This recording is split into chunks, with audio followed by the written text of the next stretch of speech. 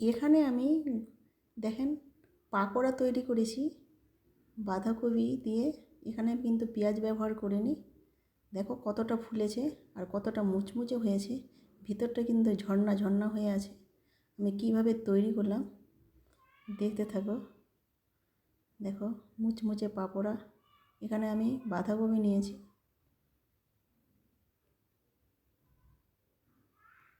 বাঁধাকপিটাকে কেটে নেব, মানে সম্পূর্ণটা কাটবো না, মানে একটু কেটে নেবো ঝিরি ঝিরি করে। দেখো এইটুকু আমি কেটে নিলাম, এটাকে আমি ঝিরি ঝিরি করে কেটে নিয়েছি। দেখো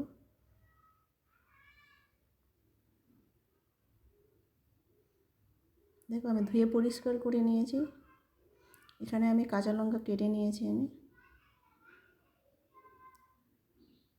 এবার বাঁধাকপিটা, কাটানো বাঁধাকপিটা দিয়ে দিব আমি।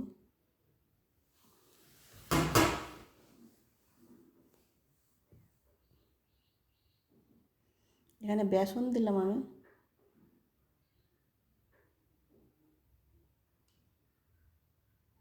এখানে কিন্তু চালের আটা দিলাম আমি। এখানে লবণ,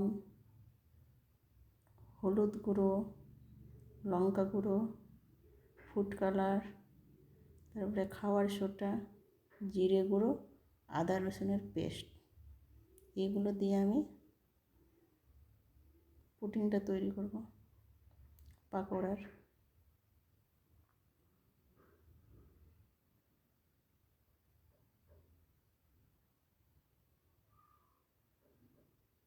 দেখো হাত দিয়ে মাখিয়ে নিলাম আমি।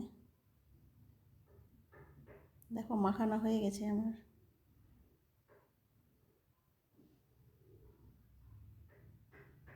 এবার ঢেকে দেবো 2 মিনিটের জন্য, আমি রেখে দেবো। দেখো 2 মিনিট ফিরে চলে আসলাম। দেখো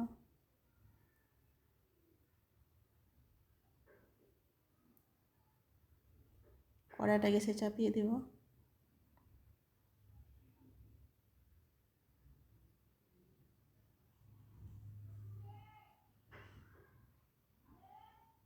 আর একটু তেল দিয়ে দিলাম আমি। দেখো আমি হাত দিয়ে দিব না, কিন্তু আমি চামচের সাহায্যে আমি একটু একটু করে দিয়ে দিব। এটা পাকোড়াটা খেতে এত সুস্বাদু কি বলবো, বোঝা যাচ্ছে না, কিন্তু আমি বাঁধাকপির করেছি। আর ফুলে এতটা মানে হবে কি বলবো, দেখো দেখতে পাচ্ছেন ফুলে কতটা ফুলে গেছে দেখেন। আর খেতেও কিন্তু খুব স্বাদ, বলার কথা নাই। ইফতারের জন্য স্পেশাল ফুলকো ফুলকো পাকোড়া।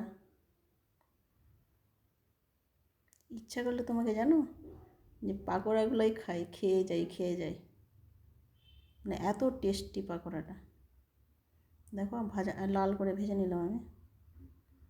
এবার তুলে নিচ্ছি।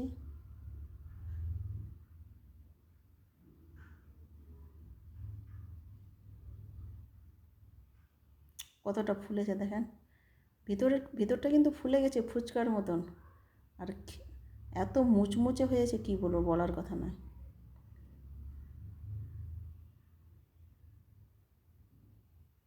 দেখেন বোঝা যাচ্ছে যে আমি বাঁধাকপির করেছি আমি। দেখেন কতটা ফুলে গেছে দেখেন।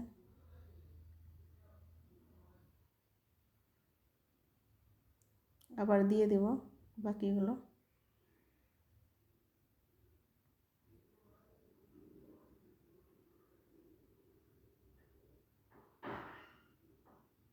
দেখো আমি একটু একটু করে দিচ্ছি, বেশি দিচ্ছি না আবার।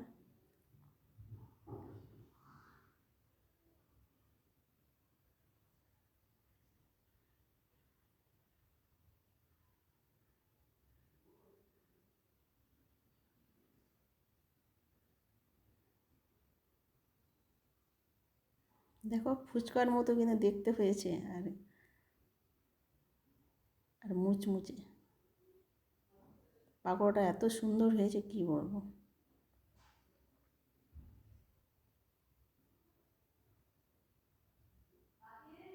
ভাজানো হয়ে গেছে, আমি তুলে নেব।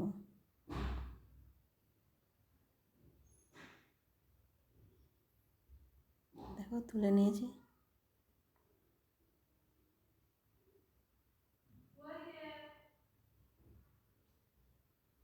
দেখেন ভিতরটা কত ঝান্না ঝান্না হয়েছে দেখেন।